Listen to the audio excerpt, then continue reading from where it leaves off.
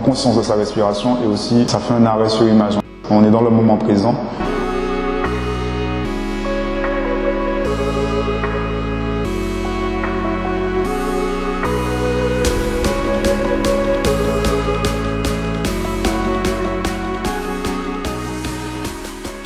Ok, donc je m'appelle Pierre Crislin, je suis éducateur sportif et coordinateur de projet.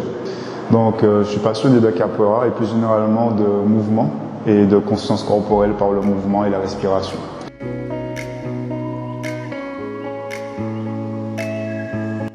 J'ai rencontré Jean-Philippe en avril lors de ses stages de respiration.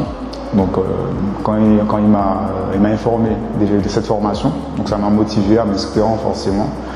Et à découvrir davantage. Ce qui m'a aussi motivé, c'est aussi la CNV qui m'intéresse beaucoup. Donc tout ce qui est changement de comportement, gestion des émotions, comprendre le comportement de l'être humain. Tout ça m'a motivé à m'inscrire à la formation.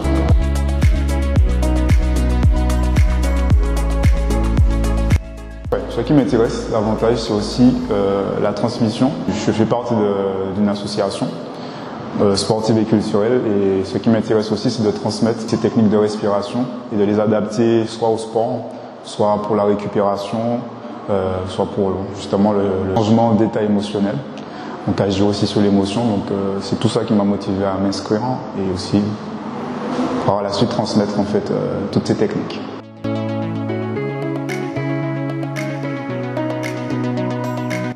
S'il y avait une chose à retenir, c'est vraiment tout simplement de prendre conscience en fait de sa respiration.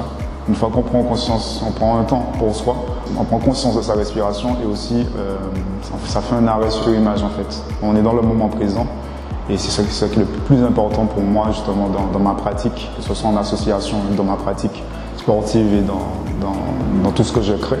C'est le moment présent en fait. Une fois qu'on est dans le moment présent, on est conscient de tout ce qui se passe dans son propre mouvement, de comment on parle, et de comment on s'adresse à l'autre et de comment l'autre aussi réagit.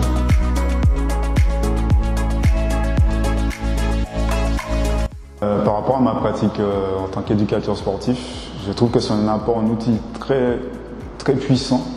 Ça casse aussi les schémas qu'on nous a appris en cours, CQP, BPGEPS et autres.